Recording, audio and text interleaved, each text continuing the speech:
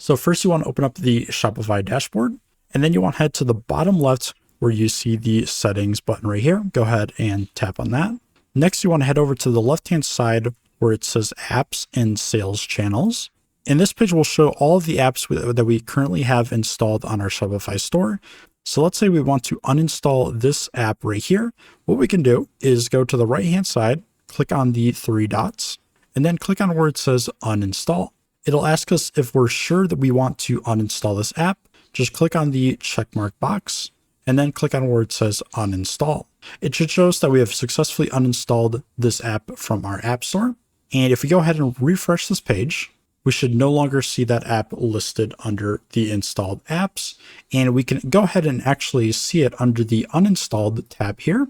And if we ever wanted to reinstall this uninstalled app, all we have to do is click on the three dots again and click on where it says install. So if this video helped you guys out, please leave a like. But that's going to do it for this video.